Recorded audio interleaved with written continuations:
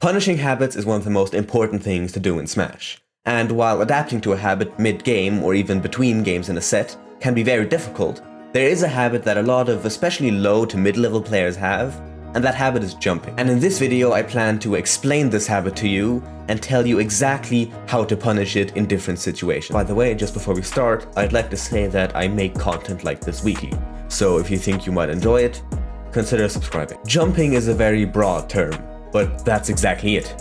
Jumping is a very broad habit. It applies to lots of different situations. For example, jumping off platforms. When trying to get off a platform, a lot of people always jump. They never try to run off, fall through the platform, they always jump.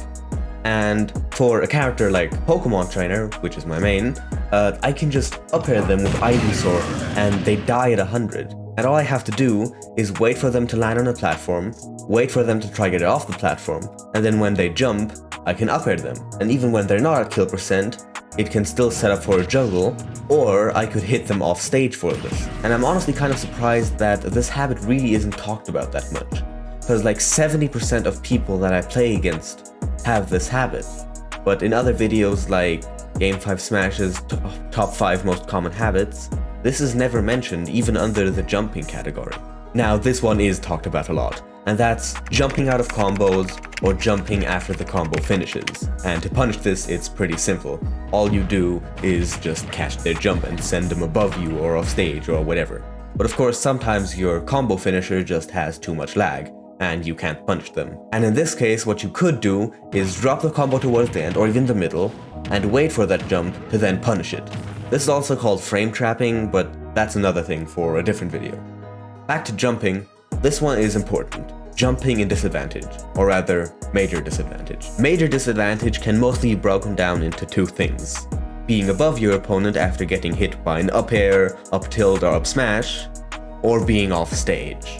The first one is when your opponent is above you, and oftentimes a lot of people jump instead of simply drifting away or air dodging, and this wastes that resource. Then there's offstage. Offstage, there are two situations that people mostly jump in. Right after they get knocked off stage, which is very common among lower level players, in which case you just have to run off and do an aerial, and then they're left off stage without a jump and are probably going to die.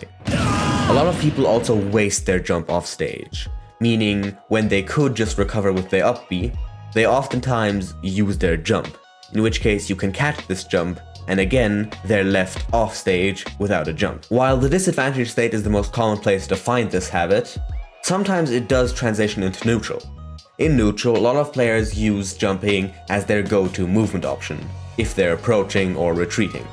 When they're approaching you, you can just throw out a quick anti-air like an up tilt or a fast up smash. And if they're retreating, you can simply run after them and throw out an aerial to catch their jump. I know that this video was pretty short, but I hope that it was at least somewhat informative. And if you did enjoy it, make sure to leave a like, it really helps me out. Bye.